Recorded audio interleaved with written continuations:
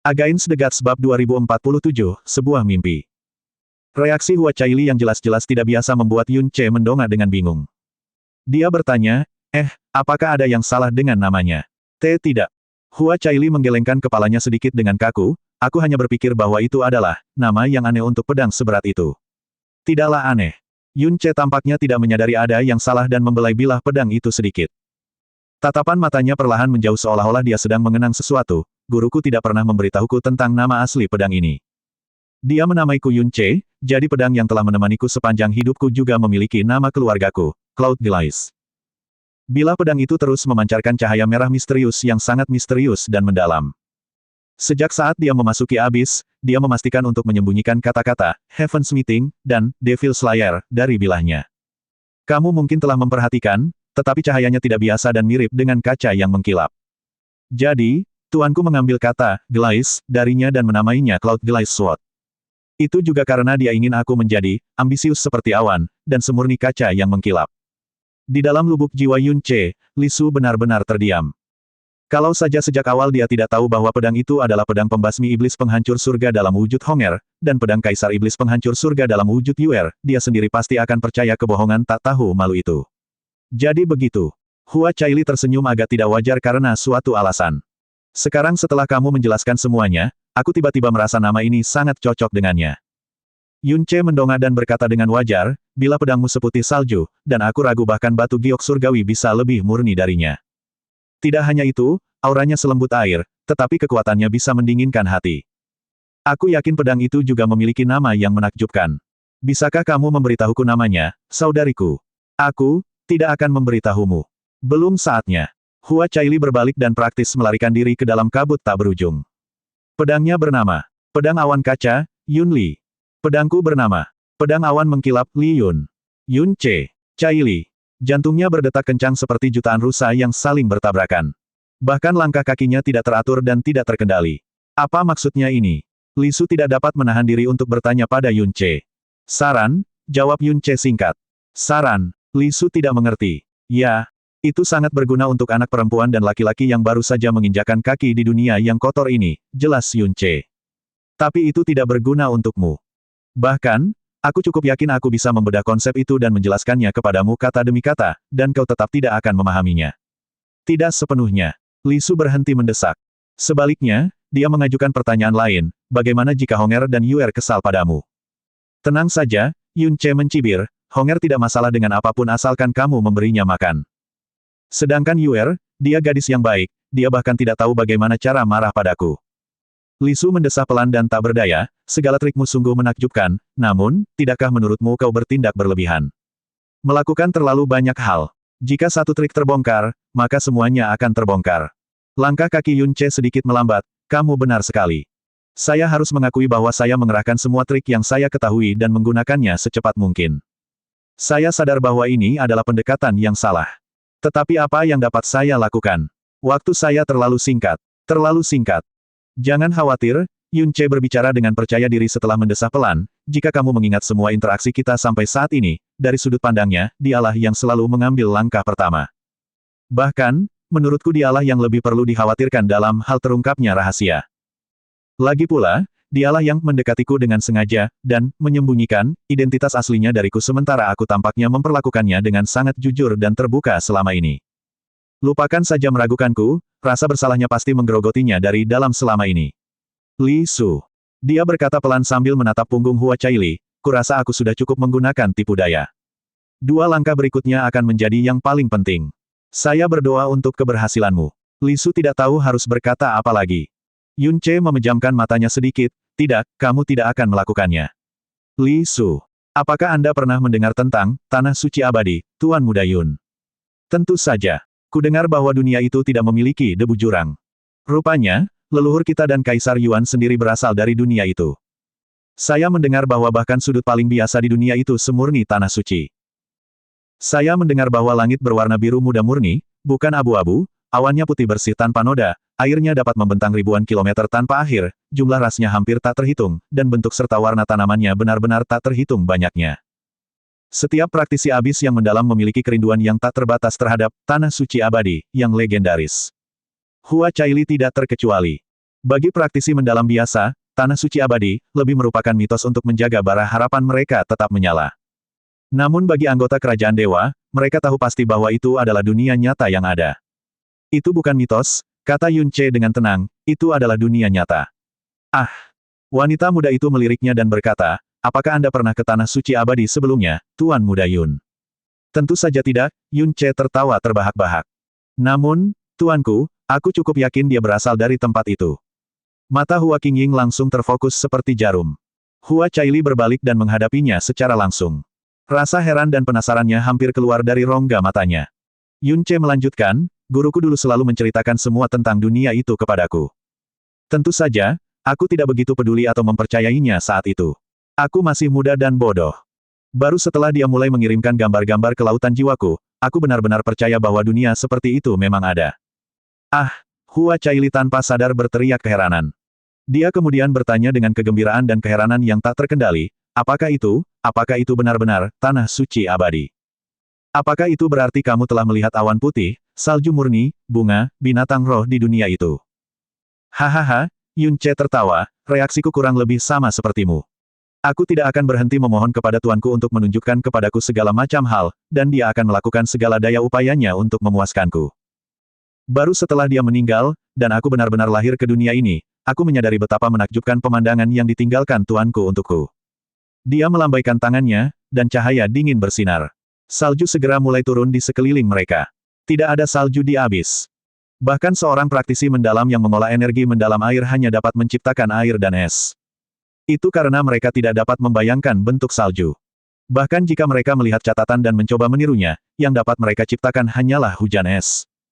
Di dunia Yun Ce, salju pada dasarnya merupakan hal yang biasa. Namun, bagi sebagian besar makhluk hidup di abis, salju merupakan kemewahan yang tak tertandingi yang tidak pernah dapat mereka impikan. Wah! Wanita muda itu berteriak takjub, matanya berkilauan seperti bintang. Dia mengangkat tangannya dan melihat kepingan salju menari-nari di antara jari-jarinya dan menyalurkan hawa dingin ke telapak tangannya. Ini bukan pertama kalinya dia melihat salju. Imam Besar Ling Xian, yang memiliki penguasaan elemen tertinggi, telah memanggil salju beberapa kali hanya untuknya, dan setiap kali, Hua Caili akan bersorak kegirangan. Meski begitu, hujan salju kali ini tampaknya lebih membuatnya senang dibandingkan saat ia melihat salju untuk pertama kalinya. Saljunya sama, tetapi tukang sihirnya berbeda. Yun Ce tersenyum dan menurunkan telapak tangannya. Kilauan putih menyebar dari kakinya dan dengan cepat menyelimuti tanah hitam keabu-abuan, batu-batu aneh dan kayu hitam, garis terjauh yang bisa dilihat mata mereka, dan lebih jauh lagi. Di mata Hua Caili, di dunianya, wilayah seputih salju yang hanya miliknya dan miliknya sendiri telah mekar di dalam hatinya. Teriakan keheranannya terhenti, dan untuk beberapa saat, dia hanya berdiri dalam keadaan linglung. Dia tampaknya tidak dapat mempercayai matanya atau dunia di sekitarnya. Di dunia itu, daerah bersalju seperti ini mungkin ada di banyak tempat, kata Yun Ce pelan. Lebarnya bisa mencapai 1000 kilometer. Bisa juga membentang hingga ribuan kilometer. Beberapa tempat akan selamanya tertutup salju putih, tidak peduli berapa lama waktu telah berlalu. Itulah warna abadi dunia itu. Matanya kemudian sedikit berkaca-kaca, tetapi ia segera menjernihkannya dengan kuat. Dia merindukan alam lagu salju. Dia merindukan istana abadi awan beku. Selama abis masih ada, kerinduannya adalah kemewahan yang tidak mampu ia tanggung. Dosa yang tidak seharusnya ia lakukan. Rasanya seperti mimpi. Gumamnya, matanya menatap tanpa berkedip ke arah salju putih di sekitarnya. Warnanya sangat monoton, tetapi cukup untuk membuat matanya berkaca-kaca. Semua orang di kerajaan Dewa Penghancur Surga tahu bahwa Hua Caili memuja benda-benda putih bersih. Pakaiannya, cabang awan pelangi kesayangannya, pedang awan mengkilap kesayangannya. Yun Ce berdiri di sampingnya dan menunjuk telapak tangannya yang halus dan seputih susu. Salju berkumpul, dan seekor musang salju kecil muncul. Ini adalah musang salju. Dia menyembunyikan dirinya dengan menyatu dengan es dan salju, Yun Ce memperkenalkan dengan senyum di wajahnya.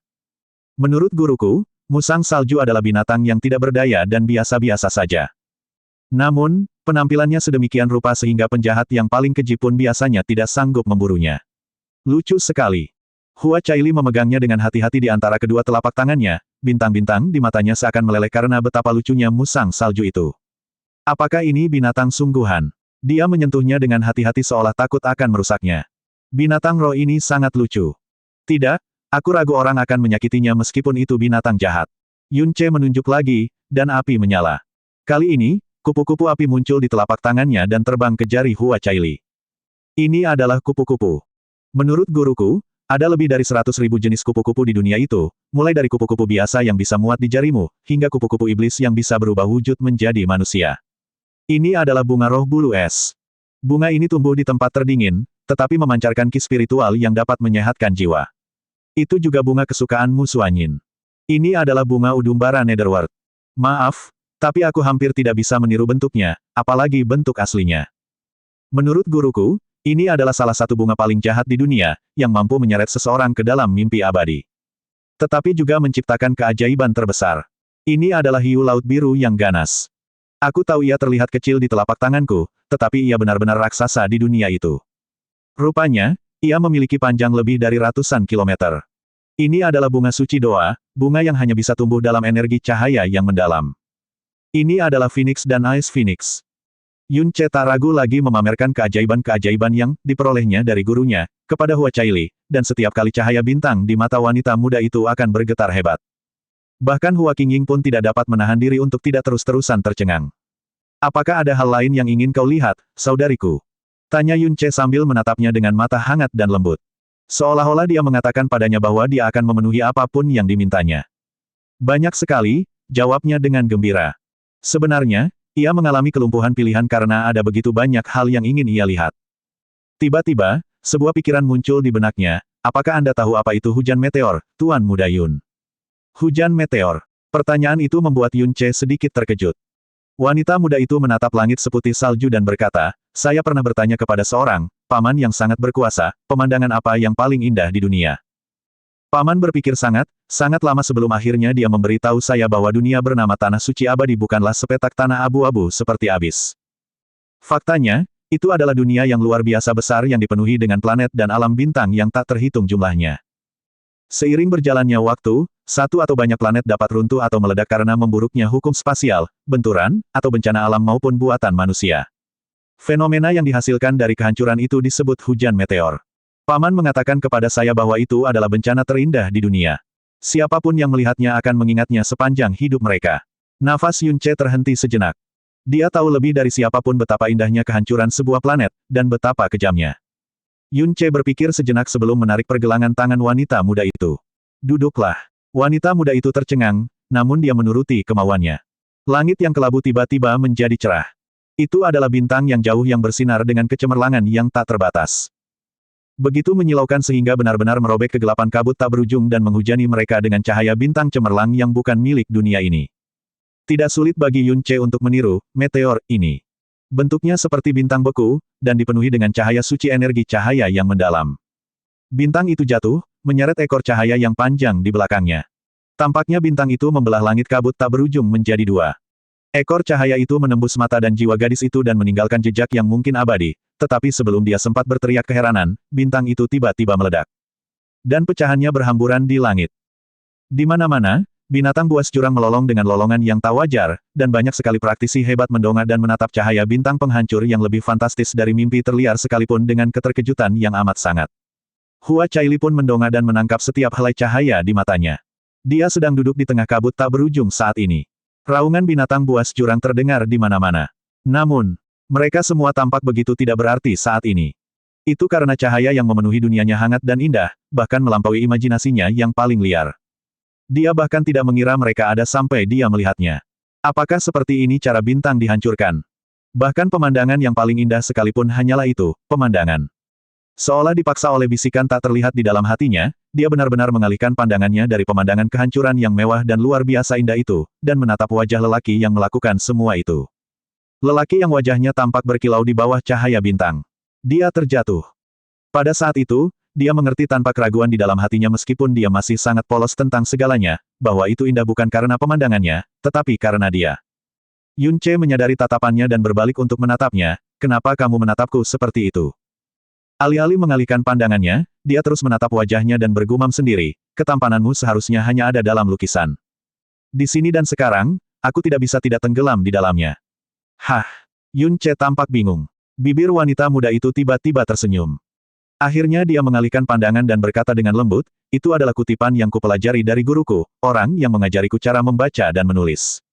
Baru sekarang aku mengerti apa arti sebenarnya. Yun Ce membuka mulutnya, tapi dia tidak mengatakan apapun. Pada saat itu, dia samar-samar merasakan bahwa di balik penampilan wanita muda yang lembut dan polos itu, ada hati yang jauh lebih bergairah daripada yang dia bayangkan sebelumnya. Kehadiran Yun Ce terasa sangat panas namun menarik bagi Hua Caili karena suatu alasan, dan dia tidak ingin menolaknya. Sebelum dia menyadarinya, kepalanya bersandar di bahu hangat Yun Ce. Dia memejamkan matanya, dan rasanya seolah seluruh dunia terasa hangat dan sunyi. Ini adalah pertama kalinya dalam hidupnya dia ingin tenggelam. Selamanya. Baru sekarang dia tahu bahwa ini adalah keindahan terbesar yang ditawarkan dunia. Tidak perlu memikirkan apapun, tidak perlu melakukan apapun. Hanya berada di sisinya. Sesaat, waktu terasa berhenti.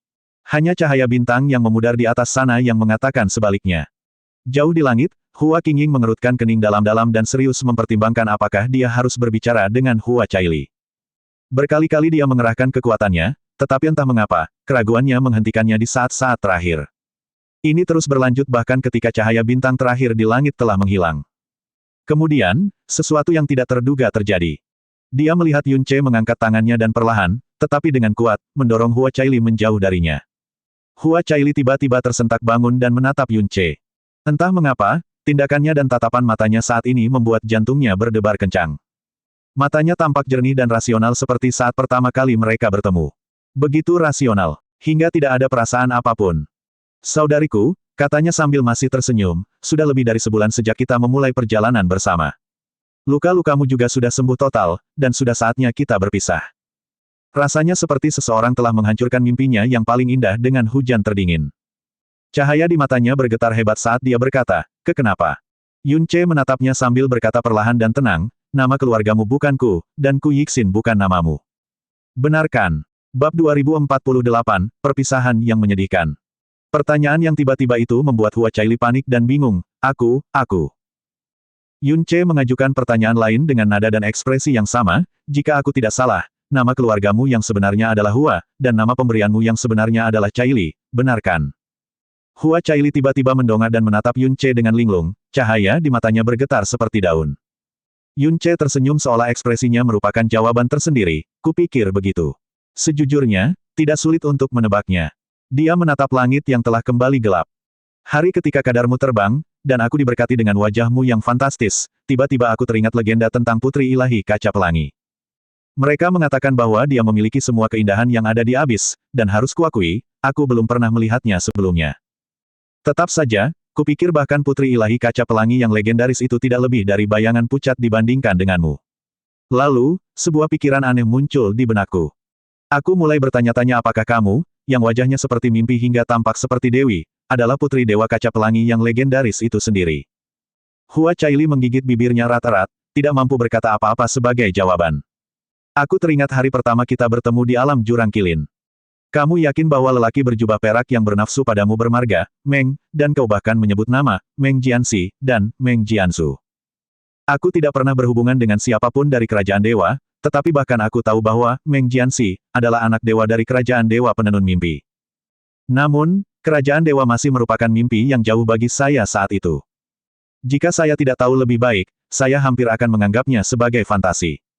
Oleh karena itu, saya tidak menghubungkan dua hal pada saat itu.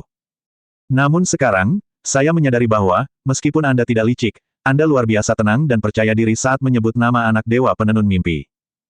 Itu hanya mungkin jika kamu dan dia berada pada posisi yang setara, kan? Kemudian, kami bertemu dengan pria bernama Fang Qingsu di kabut tak berujung. Anda mengenalinya sebagai seorang pengawal pada pandangan pertama. Saya cukup heran saat itu, tetapi saya tidak menanyai Anda tentang hal itu karena saat itu bukan waktu yang tepat. Meskipun Putri Dewa Kaca Pelangi yang legendaris adalah Putri Dewa Kerajaan Penghancur Surga, ku dengar dia sering tinggal di Tanah Suci dan dicintai oleh Kaisar Yuan dan Imam Besar. Tentu saja, dia lebih mengenal ksatria abisal daripada siapapun. Yun Ce tidak mempedulikan ekspresi Hua Caili. Ia melanjutkan, mari kita bicarakan tentang gaya pedangmu. Guruku mengajarkanku banyak cara menggunakan pedang, dan percayalah padaku saat aku mengatakan bahwa, hingga titik perjalananku ini, tidak ada satupun gaya pedang yang tidak kukenal. Tidak ada, kecuali gaya pedangmu. Saya tahu bahwa puncak ilmu pedang terletak di kerajaan Dewa Zetian. Legenda mengatakan bahwa ilmu pedang mereka tak tertandingi karena diajarkan oleh Kaisar Yuan sendiri, dan masuk akal jika bahkan guruku tidak tahu tentang ilmu pedangnya. Kita sudah saling kenal sejak lama, tetapi kau belum pernah sekalipun memberitahuku caramu menggunakan pedang, ilmu pedangmu, atau bahkan nama pedang favoritmu. Sekarang, aku tahu alasannya. Kalau kamu memberitahuku sepatah kata pun, kamu pasti akan mengungkap identitasmu. Yun Ce dengan perlahan tapi pasti mengungkap setiap kekurangan yang selama ini tak sengaja diungkapkan Hua Caili padanya. Bibir Hua Caili bergerak sedikit, dan dia menatapnya dengan malu-malu. Tidak, itu tidak benar. Dia, Putri Dewa Penghancur Langit, bersikap lebih malu-malu daripada sebelumnya sejak mereka bertemu. Apakah kamu marah karena aku merahasiakan rahasiaku darimu? Tapi aku, tentu saja tidak. Yun Ce menggelengkan kepalanya sebelum dia bisa melanjutkan, kamu adalah putri ilahi dari kerajaan dewa. Kau lebih mulia daripada hampir semua orang. Tentu saja kau harus menyembunyikan identitasmu dariku. Tidak ada seorang pun di dunia ini yang bisa atau akan menyalahkanmu untuk ini. Matanya kembali sedikit bersemangat, dan suaranya sedikit rileks, jadi. Kamu tidak marah padaku. Dia melangkah maju untuk meraih pergelangan tangan Yun Ce sambil menanyakan pertanyaan ini, tetapi dia segera menjauh darinya. Hua Caili membeku, cahaya bintang di matanya tampak seperti bisa pecah kapan saja. Kamu benar-benar marah padaku. Kurasa itu bisa dimengerti. Kamu selalu menunjukkan kejujuranmu sepenuhnya padaku, dan kamu bahkan telah membocorkan rahasia terbesarmu kepadaku. Tapi aku. Dia menggigit bibir bawahnya dengan keras dan berusaha keras menghentikan air matanya agar tidak mengalir.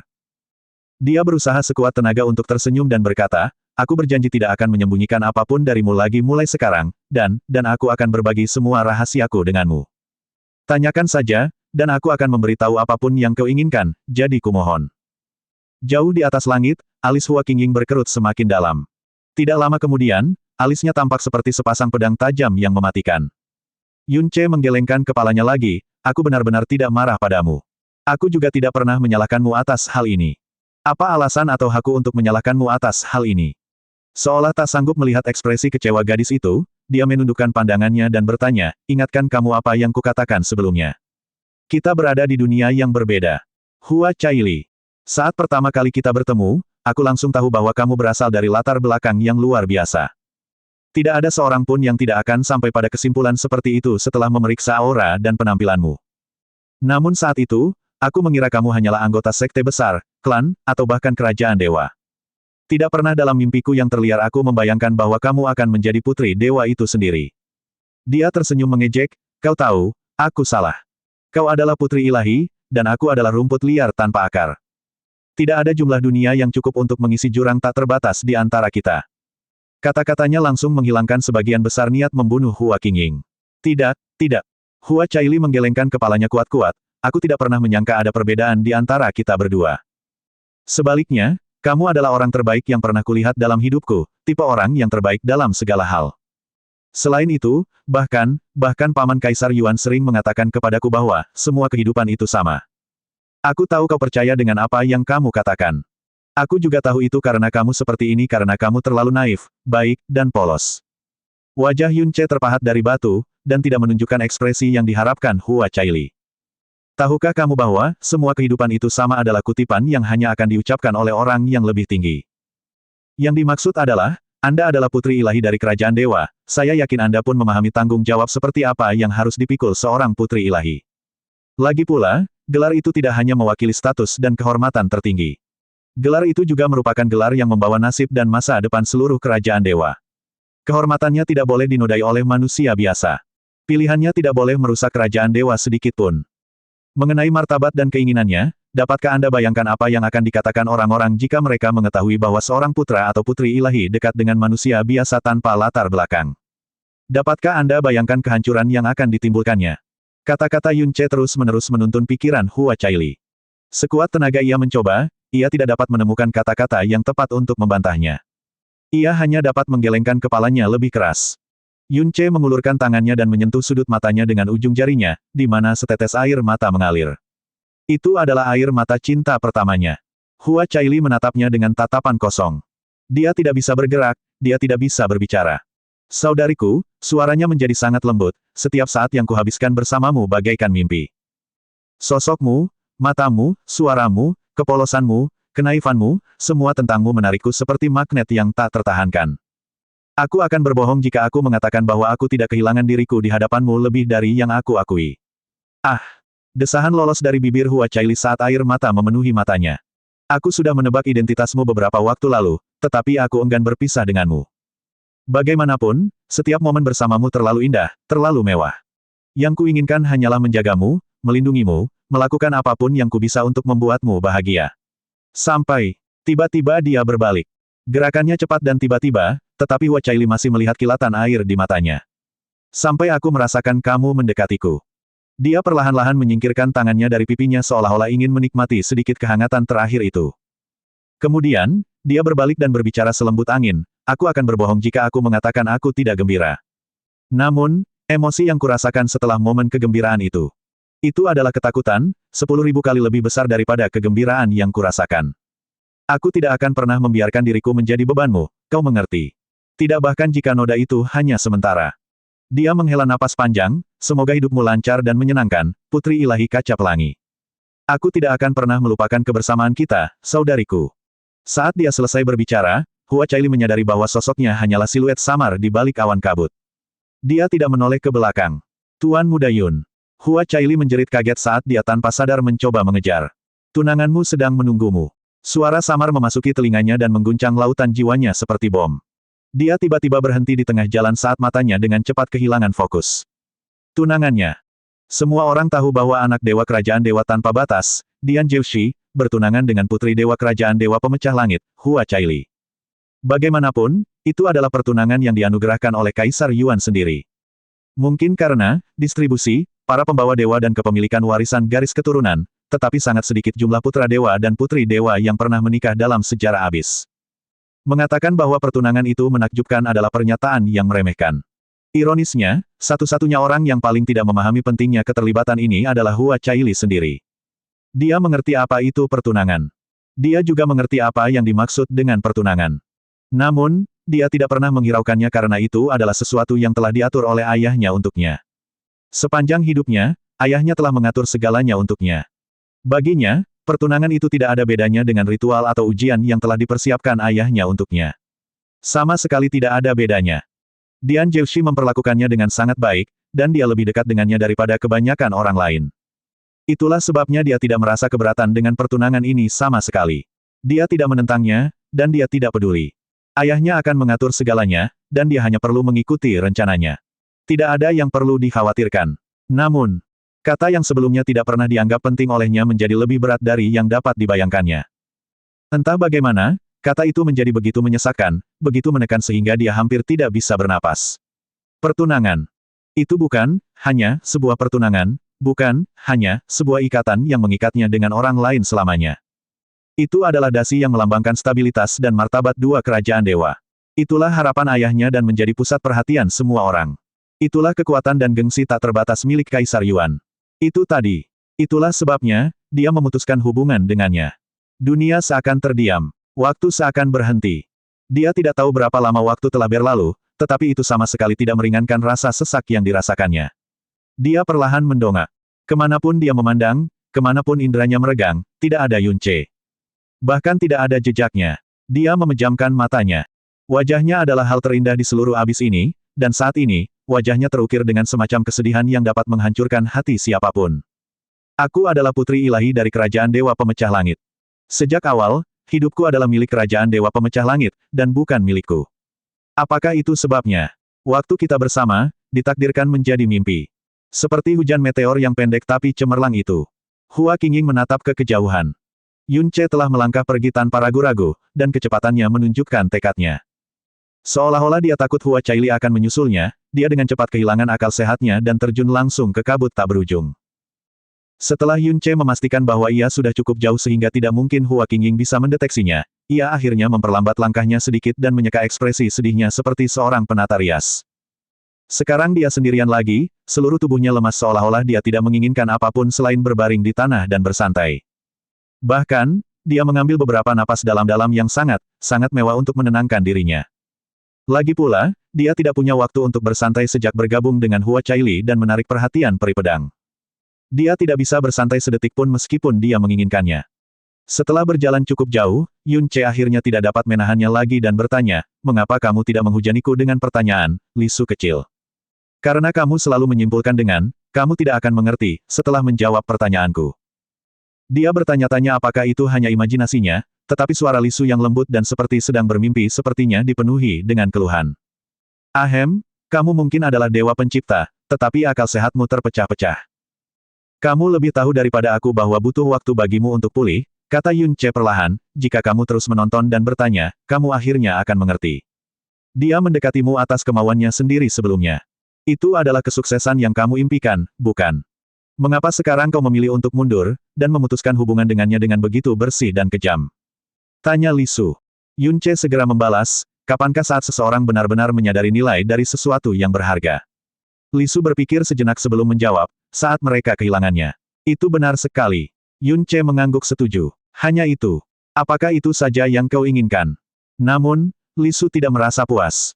Sebaliknya, dia terdengar semakin bingung. Tentu saja tidak. Yun Ce menyipitkan matanya, ini semua persiapan untuk langkah terakhir, yang paling penting dari semuanya. Langkah yang paling tidak ingin aku lihat. Li Su mengulangi apa yang dikatakan Yun Ce sebelumnya. Benar sekali, jawab Yun Ce tanpa ragu. Kamu bisa mulai menyiapkan kamus berisi kata-kata yang menyinggung sekarang. Aku tidak ingin kamu kehabisan kata-kata untuk melampiaskan kekesalan dan menjadi frustrasi nantinya. Apa sebenarnya yang sedang kamu rencanakan? Yun Ce tersenyum, tetapi senyumnya adalah senyum yang bisa membuat orang merinding. Aku sudah menggunakan semua taktik yang bisa kupikirkan untuk mempererat hubunganku dengannya, tetapi ada satu hal yang tidak bisa kuperbaiki, yaitu waktu. Seberapa dalam ikatan kita sebenarnya jika waktu kita bersama begitu singkat? Misalnya, apakah ikatan kita benar-benar bisa melebihi ikatannya dengan ayahnya, pria yang telah melindunginya, mencintainya, dan memanjakannya sejak lahir? Mungkin terlihat seperti dia sudah benar-benar jatuh cinta padaku, tetapi itulah masalahnya. Dia baru saja jatuh cinta padaku, dan ini sama sekali tidak cukup. Aku ingin dia mengorbankan segalanya untukku, melawan semua orang demi aku. Jika dia tidak memiliki tekad sebesar ini, bagaimana mungkin aku bisa menghancurkan 6 kerajaan dewa dengan menggunakan kerajaan dewa penghancur surga sebagai titik fokusku? Bagaimana aku bisa menjungkirbalikkan seluruh abis? Li Su tidak dapat berkata apa-apa untuk beberapa saat. Meskipun ia berusaha sekuat tenaga, ia tidak dapat membayangkan apa yang dapat dilakukan Yun Ce untuk mencapai hasil yang diinginkannya. Pada saat yang sama, dia tidak dapat menahan diri untuk tidak menghela napas kasihan terhadap Hua Caili. Putri Dewa Penghancur Surga mungkin adalah putri dewa, tetapi dia polos dan semurni kertas putih. Ini adalah pertama kalinya dia bersentuhan dengan dunia dan mempelajari cara-caranya, dan dia telah bertemu dengan Yun Ce, pria yang telah bersumpah untuk mencabut abis dan menghancurkannya selamanya. Dewa iblis yang paling menakutkan dan berbahaya di seluruh alam semesta ini. Jika ini tidak tragis dan menyedihkan, apalagi? Bab 2049, Pemisahan yang Kejam. Sobekan. Sebuah pisau membelah udara, lembut namun tajam. Saat berikutnya, seekor binatang buas kecil menerkam ke arah seorang wanita muda, terbelah menjadi beberapa bagian dan menghantam tanah dengan serangkaian bunyi dentuman dan percikan yang memuakkan. Wanita muda itu menyimpan pedangnya dan melanjutkan perjalanannya dalam diam. Setengah bulan yang lalu, dia telah maju ke titik di mana dia bisa menjalankan tekniknya tanpa suara. Sekarang, tekniknya justru mengalami kemunduran.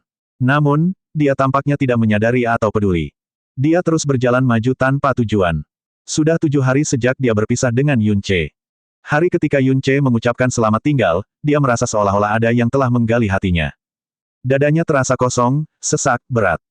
Itu adalah jenis kesedihan yang belum pernah dia alami sebelumnya, dan tidak ada kata-kata dalam kamusnya yang dapat menjelaskannya dengan tepat.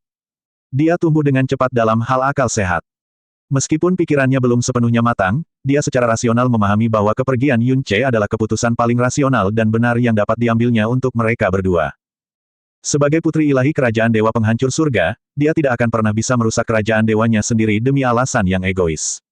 Awalnya, dia mengira kekosongan yang mengerikan ini hanya sementara. Bahwa dia, putri dewa penghancur surga, akan segera pulih darinya dan kembali normal. 1 hari berlalu, 2 hari, 3 hari, 5 hari. Lubang di dadanya masih ada. Kemanapun dia memandang, hutan pucat tempat seseorang dapat bersandar, langit kelabu berkabut, bekas pedang di tanah, dan bahkan tanah tandus, dia seakan dapat melihat siluet dirinya sendiri, dan Yun Ce. Angin dingin yang menyapu telinganya, lolongan-lolongan di kejauhan, dan bahkan kesunyian kelabu yang paling akrab bagi kabut tak berujung, tampaknya beriak bersama suaranya. Hua Qingying tidak pernah ikut campur. Dari awal hingga akhir, dia hanya menonton tanpa sepatah kata pun. Dia tidak pernah memberi Hua Caili sepatah kata pun untuk membimbing atau menghiburnya.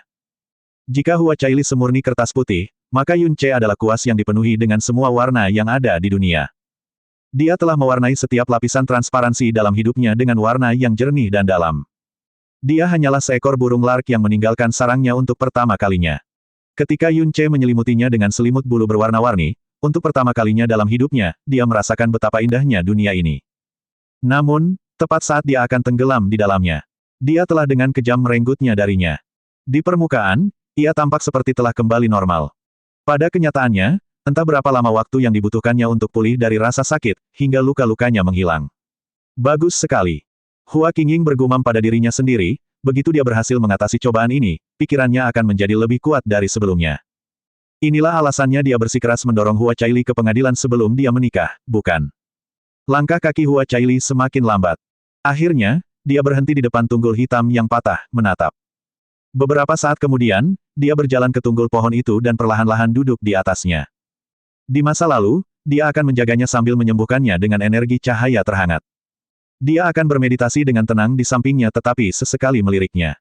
Dia akan menjawab semua pertanyaannya dengan suara lembut, dan dia tidak pernah menunjukkan ketidaksabaran tidak peduli seberapa kasar pertanyaannya. Saat pertama kali mendengar tentang makhluk jurang, reaksi bawah sadarnya akan selalu melindunginya dengan medan kekuatannya. Saat mereka bertarung, dia tidak menatap pedangnya, tapi ke arahnya. Gaya pedangnya sangat ganas dan brutal saat bertarung melawan monster jurang, tetapi dia tidak pernah bertarung tanpa memikirkan wanita itu. Dia selalu memastikan tidak ada setetes darah pun yang akan menodai pakaian atau kulit wanita itu.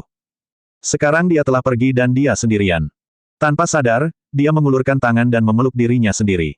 Redupnya matanya begitu tajam, bisa menghancurkan hati siapapun. Mengapa dia merasa seperti ini? Saat pertama kali memasuki kabut tak berujung, dia sendirian. Dia sedikit terintimidasi oleh kabut tak berujung, tetapi juga dipenuhi dengan harapan dan bahkan kegembiraan. Sekarang dia sendirian lagi. Keadaannya tidak berbeda dengan saat dia memulai perjalanannya. Jadi mengapa, dia begitu sedih? Gemerisik. Tiba-tiba, Hua Caili mendengar suara langkah kaki.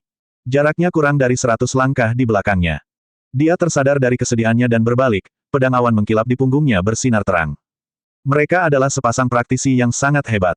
Pemimpin dari duo itu berbicara, apakah kamu terluka, peri? Hua Caili tidak menjawab. Dia hanya berbalik dan menghilang dari pandangan mereka dalam waktu singkat.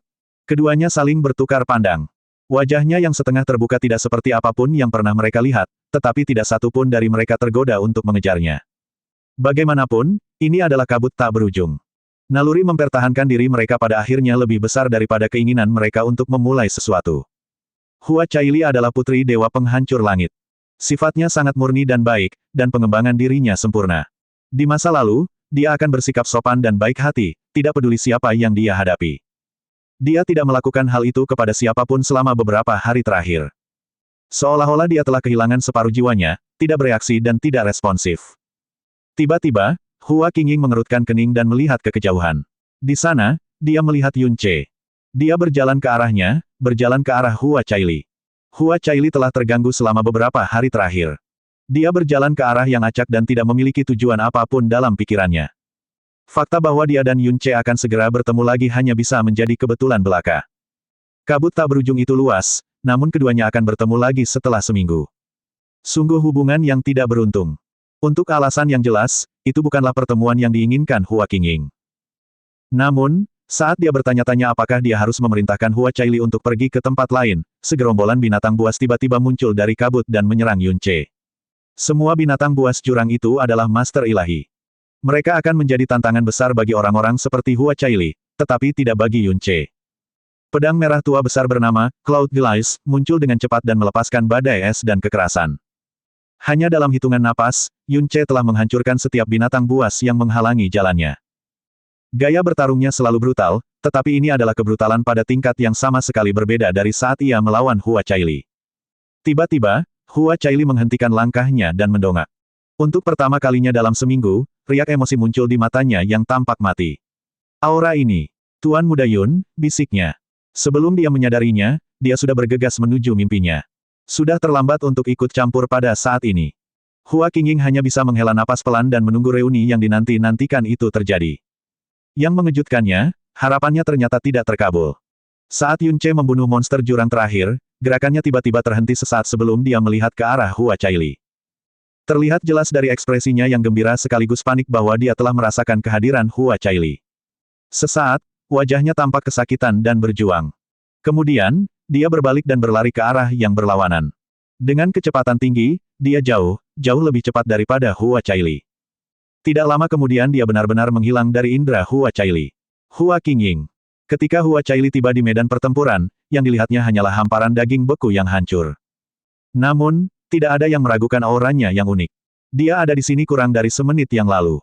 Tuan Muda Yun. Dia terus bergerak dan menyapu persepsinya melalui kabut tak berujung. Keluarlah. Aku menemukanmu, jadi keluarlah dan temui aku sekarang juga. Bahkan jika kita harus mengucapkan selamat tinggal, bahkan jika kita tidak akan pernah bertemu lagi, setidaknya kita harus mengucapkan selamat tinggal dengan pantas, bukan? Tuan Muda Yun. Dia tidak mendapat tanggapan. Dia tidak menyerah, dia mengikuti jejak pedang di tanah. Arah yang tampaknya dituju Yun Ce saat melarikan diri. Dia mengejarnya sangat lama, melewati lapisan demi lapisan debu jurang. Dia telah lama kehilangan jejaknya, namun dia tidak pernah berhenti karena suara khawatir di dalam hatinya berbisik, jika kamu berhenti sekarang, kamu mungkin tidak akan pernah melihatnya lagi. Kemudian, hamparan salju putih tiba-tiba membuatnya silau. Pemandangan yang seharusnya tidak pernah muncul di dunia yang keabu-abuan ini. Mata Hua Caili membelalak, dan langkah kakinya melambat sebelum dia menyadarinya. Dia perlahan melangkah ke padang salju. Salju, auranya sama, kepingan saljunya sama seperti hari itu. Jejak langkah kaki kecil mengikuti jejaknya saat Hua Caili mengulurkan tangan dan menangkap kepingan salju. Sisanya menutupi rambut dan pakaian putihnya dengan warna putih. Di tengah-tengah padang salju itu terdapat sebuah panggung batu yang sedikit tertutup oleh salju, dan diikatkan padanya sebuah sabuk hitam panjang. Ikat pinggang itu diwarnai dengan kehadiran Yun Ce. Jelas dia baru saja pergi. Begitu tiba di peron, Hua Caili perlahan mengulurkan tangan dan meraih sabuk itu. Ada sebaris kata di atasnya, ditulis dengan energi cahaya yang mendalam, yang berbunyi. Pertemuan kita sudah merupakan hasil terbaik yang mungkin. Mengapa kenangan indah kita harus menjadi luka permanen? Kedua jarinya dan matanya sedikit bergetar. Dia membalikkan ikat pinggang itu dan membaca baris lainnya. Hari ini kita mandi di salju. Bisa dibilang kita berbagi rambut putih, bukan? Hua Caili menempelkan kedua tangannya ke pipinya dan jatuh tak berdaya ke lututnya, bahunya bergetar hebat. Salju masih turun, hanya sedikit menutupi isak tangisnya yang tertahan. Mata Hua Qingying berbinar sekali, dan monster jurang yang hendak menyerang Hua Caili pun hancur berkeping-keping. Jaraknya kurang dari 30 meter dari wanita muda itu, tetapi dia tidak menyadarinya sama sekali. Mendesah. Hua Qingying tak kuasa menahan diri untuk mendesah. Ia tahu bahwa sudah saatnya ia menunjukkan dirinya. Semangat Hua Caili pada awalnya lemah, dan kini ia dengan cepat mendekati batas akhirnya. Dia turun dari langit dan mendarat di depan Hua Caili. Saat Hua Caili mendongak dan melihat bibinya, benang rasionalitas yang selama ini hampir tidak bisa menahannya tiba-tiba putus. Dia melompat ke pangkuan Hua Qingying dan berteriak sedih, "Bibi." Hua Qingying tidak mengatakan apa-apa. Dia hanya membelai punggung wanita muda itu dengan tangan yang memegang pedang terkuat di abis, membiarkan Hua Caili melampiaskan semua emosinya. Hua Caili menangis sangat lama sekali. Jumlah air matanya hampir lebih banyak dari semua air matanya yang pernah ia tumpahkan sepanjang hidupnya. Ia tidak berhenti menangis sampai salju benar-benar berhenti turun, dan puluhan binatang buas mengeluarkan ratapan kematian. Hua Qingying akan membunuh siapa saja yang membuat Hua Caili menangis. Siapa saja. Tapi Yun Ce, lupakan membunuhnya, dia bahkan tidak bisa menyalahkannya atas air mata Hua Caili. Akhirnya, isak tangis wanita muda itu mulai mereda. Peri pedang menunduk dan berkata pelan, "Aku ingat hari ketika aku menghukummu dengan hukuman terberatku. Bahkan saat itu, kau hanya meneteskan 2 air mata. Kurasa hari ini kau telah meneteskan semua air mata yang seharusnya kau keluarkan hari itu." Hua Caili mendongak dari dada bibinya dan menatapnya dengan air mata yang mengalir deras, "Bibi, aku merasa tidak enak." 4 kata itu butuh waktu lama untuk diucapkannya.